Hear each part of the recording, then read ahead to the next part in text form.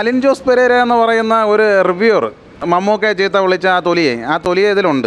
അവൻ്റെ കവാലത്തിലടിക്കുന്ന ഒരു ചെറിയ ഫ്രെയിമിൽ അവൻ വന്നിട്ടുണ്ട്. ഈ പടം കണ്ടു എന്ന് കരുതി ഇപ്പോൾ ആർക്കും അങ്ങനെ അയ്യോ കണ്ടുപോയില്ലോ എന്നുള്ള നിരാശയൊന്നും വരത്തില്ല.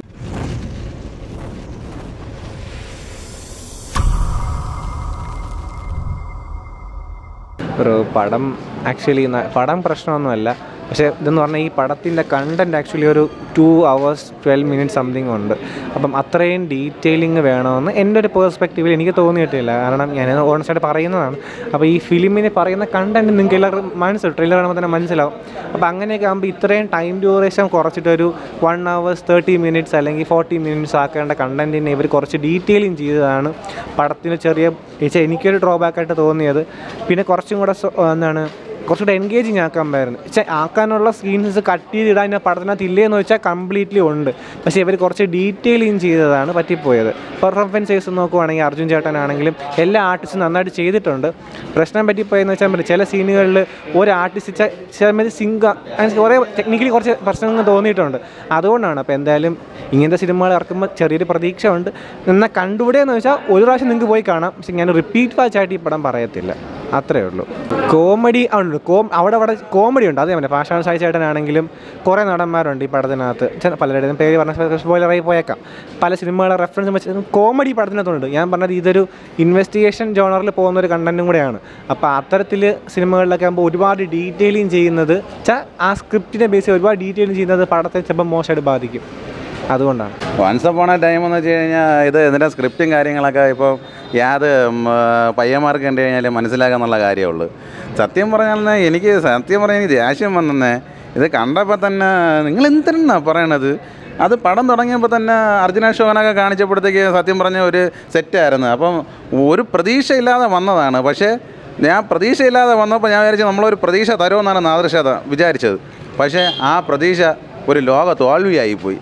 തന്നെ നാദൃശയിൽ നിന്ന് ഇങ്ങനെയൊന്നും പ്രതീക്ഷിച്ചിട്ടില്ല. കാര്യം അമർ അക്ബർ അന്തോണി ആ സിനിമ, പിന്നെ കട്ടപ്പനയിലെ ഹൃതിക് റോഷനൊക്കെ അതൊക്കെ പൊളിയല്ലേ. ഇപ്പോൾ ഇതിൽ അലിൻ ജോസ് പെരേര എന്ന് പറയുന്ന ഒരു റിവ്യൂവർ മമ്മൂക്കെ ചീത്ത വിളിച്ച ആ തൊലിയെ ഇതിലുണ്ട്. അവൻ്റെ കവാലത്തിലടിക്കുന്ന ഒരു ചെറിയ ഫ്രെയിമിൽ അവൻ വന്നിട്ടുണ്ട്. പിന്നെ ഇപ്പോൾ സോഷ്യൽ മീഡിയയിലുള്ള മിക്ക ആൾക്കാരെ കാര്യങ്ങളാണ് ഇപ്പോൾ ഡയലോഗുകളൊക്കെയാണ് ഇപ്പോൾ സിനിമയിൽ കൊണ്ടുവരുന്നത്. അതേപോലെ ഈ സോഷ്യൽ മീഡിയയിൽ വൈറലായിക്കൊണ്ടിരിക്കുന്നവർക്കൊക്കെ ഓരോ അവസരങ്ങൾ കൊടുക്കണം. നിങ്ങൾ കൊടുത്താലേ മലയാള സിനിമ കൊണ്ടുപോകാൻ പറ്റുള്ളൂ. അല്ലെങ്കിൽ നമ്മളെപ്പോലുള്ളവർ നല്ലതെന്ന് പറയും. നല്ല സിനിമ നല്ലതെന്ന് പറയണം, കൊള്ളൂലെന്ന് പറയണം. ഇതണക്കത്തെ ചൊറി സ്ക്രിപ്റ്റുകളൊക്കെ എടുത്ത് വെച്ചാൽ റാഫി എന്ന് പറയുന്ന പയ്യൻ ഉണ്ടായിരുന്നു, അവൻ്റെ സ്ക്രിപ്റ്റിങ്ങാണ്, പുള്ളിയാണ് ഇതിൻ്റെ കാര്യങ്ങളൊക്കെ എല്ലാം ചെയ്യുന്നത്. പക്ഷേ അതും തീരെ ശോകം. ആളെ ഇനി അങ്ങനെ ചെയ്യല്ലേ കണ്ടല്ലേ, ഞാൻ കുറ്റം പറയണല്ലേ അളിയ. ഇനിയെങ്കിലും ഒത്തി നോക്കി കണ്ടൊക്കെ സ്ക്രിപ്റ്റും കാര്യങ്ങളൊക്കെ ചെയ്യണം. പിന്നെ നായിക പിന്നെ ഒരു ബ്യൂട്ടി, കുഴപ്പമില്ല, നല്ല സെറ്റായിരുന്നു, കുഴപ്പമില്ല, അത്യാവശ്യം കണ്ടുകൊണ്ടിരുന്നു. പിന്നെ പറയണമെന്ന് വെച്ചാൽ വില്ലനെന്ന് വെച്ച് കഴിഞ്ഞാൽ ലോക തോൽവി. ഇതിനെക്കാട്ടി അളിയ മജാണ് തന്നെ. ഞാൻ പല പ്രാവശ്യം ആലോചിച്ച് ഞാനങ്ങ് ചെയ്താൽ മതിയായിരുന്നു വില്ലൻ ക്യാരക്ടർ. പിന്നല്ലാതെ മണിച്ചേട്ടനെ പോലെ അങ്ങോട്ട് കിടുക്കി തകർക്കുമായിരുന്നു, തിമിർത്ത് ആടിയനായിരുന്നു. എന്തിനാണ് വളരെ ശോകമാണ്. പക്ഷേ നാദൃശയിൽ നിന്ന് ഈ ഒരു വലിയൊരു പ്രതീക്ഷയായിട്ട് വന്നിട്ട് നമുക്ക് ഇങ്ങനെ ഒരു ശോകം തന്നത് അത് വളരെ വിഷമമുണ്ട്. ഇനിയെങ്കിലും നാദൃശയ്ക്ക് എടുത്ത് പറയാനുള്ളത് നല്ല സ്ക്രിപ്റ്റിംഗ് എടുത്ത് നമ്മളെ ജനഹൃദയങ്ങളെ മനസ്സിൽ ഏൽക്കാനുള്ള സ്റ്റോറികളുമായിട്ട് നമ്മൾ അമർ അക്ബർ അന്തോണി എന്ന ആ ഫിലിമിൽ ആ ഒരു സ്റ്റോറി പോലെ കൊണ്ടുവന്ന് നമുക്ക് തരണമെന്നാണ് ഇനി പറയാനുള്ളത്. അതുകൊണ്ട് ഇനി ഈ ചോറി പടങ്ങൾ എടുക്കാൻ പാടില്ല. അതുപോലെ തന്നെ അർജുന അശോകൻ്റെ കരിയറിലെ ഏറ്റവും ലോക തോൽവി. പുള്ളിയുടെ കരിയർ വെച്ച് നോക്കണേ, പുള്ളി ഇത് ഇതാണ് ചെയ്തത്. പുള്ളി എന്തിനീ ഈ പടത്തിൽ അഭിനയിച്ചെന്നാണ് എനിക്ക് പറയാനുള്ളത്. നല്ലൊരു നടനാണ്, എനിക്കിഷ്ടമാണ്. ഞാൻ അങ്ങനെ കാണത്തൊന്നുമില്ലായിരുന്നു. പക്ഷേ പ്രമയോഗത്തിൽ മമ്മൂക്കയുടെ കൂടെ അഭിനയിച്ചപ്പോഴത്തേക്ക് പുള്ളിയുടെ ക്യാരക്ടറൊക്കെ എനിക്ക് ഇഷ്ടപ്പെട്ട്, കൊള്ളാം, നല്ലവണ്ണം ചെയ്തിട്ടുണ്ട്. ഞാൻ അത്യാവശ്യം നമ്മളും ചെയ്യും കേട്ടോ. അതിന് മോശമൊന്നുമില്ല. ആണെങ്കിൽ അഭിനയിച്ച് കാണിക്കും, ജീവിച്ച് കാണിക്കും. അഭിനയിക്കാൻ പറഞ്ഞാൽ ജീവിച്ച് കാണിക്കും, അത് വേറെ കാര്യം. ശോകമാണ്. പടം കുഴപ്പമില്ല, ഒരു ഫൺ മൂവി, അതായത് ഒരു കോമഡി പടമാണ്. നമ്മൾ വലിയ ലോജിക്കും കാര്യങ്ങളും നോക്കാതെ നമുക്കൊരു 2-2.25 മണിക്കൂർ രസകരമായി കണ്ടിരിക്കാവുന്ന ഒരു സിനിമ. ചിരിപ്പൂരം എന്ന് പറയുമ്പോൾ ഭയങ്കരമായിട്ട് പൊട്ടിച്ചിരിയും കാര്യങ്ങളുണ്ടോ എന്നാണോ ചോദിച്ചത്. ഇടയ്ക്കിടയ്ക്ക് അങ്ങനത്തെ എലമെൻറ്റ്സ് ഉണ്ട്. ഞാൻ പറഞ്ഞില്ല, ഇതൊരു എന്താ പറയുക, സിമ്പിൾ പടമാണ്. ഭീമമായ ഒരു ബഡ്ജറ്റോ അല്ലെങ്കിൽ ഭീമമായ സ്റ്റാർ കോസ്റ്റോ ഉള്ള പടമല്ല. ഒരു സിമ്പിൾ, ഒരു കുഞ്ഞൊരു പടമാണ്. ആ പടത്തിന് വേണ്ട എലമെൻറ്റ്സ് ഉണ്ട്, കുഴപ്പമില്ല, നമുക്ക് കണ്ടിരിക്കാവുന്ന ഒരു പടമാണ്. ഈ പടം കണ്ടു എന്ന് കരുതി ഇപ്പോൾ ആർക്കും അങ്ങനെ അയ്യോ കണ്ടുപോയില്ലോ എന്നുള്ള നിരാശയൊന്നും വരത്തില്ല. അതാണ് ഞാൻ പറഞ്ഞത്, ഒരു സിമ്പിൾ പടമാണ്. പടം കണ്ടു എന്ന് കരുതി അങ്ങനെ മോശവും കാര്യങ്ങളും തോന്നില്ല. ഇപ്പോൾ ആസ് ആൻ ഓഡിയൻസ്, ഒരു പ്രേക്ഷകൻ എന്ന നിലയ്ക്ക് എനിക്ക് തോന്നിയൊരു കാര്യം എന്ന് വെച്ചാൽ പടം ഓക്കെ, എങ്ങനെ കണ്ടിരിക്കാം, അതായത് സാമാന്യം കുഴപ്പമില്ല, ഒരു ഡീസൻറ്റ് മൂവിയായിട്ടാണ് എനിക്ക് തോന്നിയത്. പിന്നെ ഈ പടം 100 കോടി 150 കോടി അടിക്കുമെന്ന് ഞാൻ പറയുന്നില്ല, സാമാന്യം ഒരു വിജയം കിട്ടി. ഇപ്പോൾ മുടക്ക് മുതലായാലും ശരി, അതുപോലെ എന്തെങ്കിലുമൊക്കെ അവർക്ക് കുറച്ച് മുടക്ക് മുതലിനേക്കാൾ കുറച്ചും കൂടെ കിട്ടുമെന്നാണ് എൻ്റെ വിശ്വാസം. എനിക്ക് പുള്ളിയുടെ പേഴ്സണലി ഏറ്റവും ഇഷ്ടപ്പെട്ട അമർ അക്ബർ അന്തോണി തന്നെയാണ്, അതിപ്പോഴും എൻ്റെ ഫേവററ്റ് അത് തന്നെയാണ്. ഇത് അത്ര ആ റേഞ്ചൊന്നുമില്ല, കാരണം അതിൽ കുറച്ചുകൂടെ സ്റ്റാർ കാസ്റ്റ് ഉണ്ട്, കുറച്ചുകൂടെ വലിയ ആക്ടേഴ്സാണ്.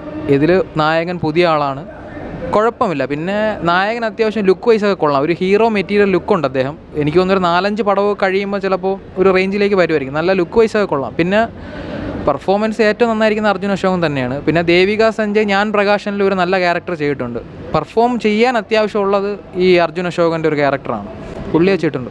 എനിക്ക് തോന്നുന്നു അദ്ദേഹത്തിനെ ഒരു എന്താ പറയുക, ഹീറോ ആയിട്ടാണ് ഫോക്കസ് ചെയ്യുന്നതെങ്കിലേ ഒരു ഹീറോ മെറ്റീരിയൽ ലുക്ക് വൈസ് ഉണ്ട്.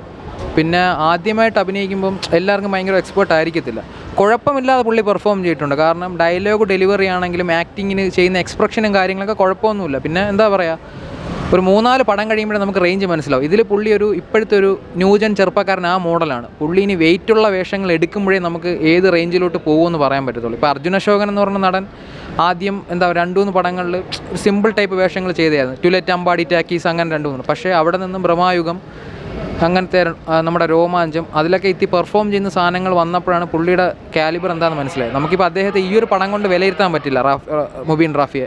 പുള്ളിക്ക് എന്താ പറയുക, ഒരു ഇനി 2-3 ക്യാരക്ടേഴ്സ് കൂടെ കഴിയുമ്പോഴേ നമുക്ക് അദ്ദേഹത്തിന് റേഞ്ച് മനസ്സിലാവും. പിന്നെ ഞാൻ ഇപ്പോഴും പറയുന്നൊരു എന്താ പറയുക, യങ്സ്റ്റർ, ഒരു യൂത്ത്, ഒരു ഹീറോ മെറ്റീരിയൽ എന്ന് പറയാം. കാരണം കാണാനൊക്കെ ലുക്ക് വൈസ് കൊള്ളാം, പെർഫോമൻസ് ഇതിൽ കുഴപ്പമില്ലാതെ ചെയ്തിട്ടുണ്ട്. ഇതിൽ പുള്ളിക്ക് ഭയങ്കര വെയിറ്റ് ഉള്ളൊരു വേഷമല്ല, ഉള്ള സംഭവം പുള്ളി ചെയ്തിട്ടുണ്ട്. പുള്ളിയുടെ ഒരു നമുക്ക് യഥാർത്ഥത്തിൽ ഒരു സ്റ്റഫ് അല്ലെങ്കിൽ പുള്ളിയുടെ ഒരു എന്താ പറയുക, ഒരു എത്രത്തോളം പെർഫോം ചെയ്യുമെന്ന് കാണണമെന്നുണ്ടെങ്കിൽ നമുക്ക് ഒരു 3-4 പടങ്ങളോട് കഴിയണം, എന്നാലേ വിലയിരുത്താൻ പറ്റും.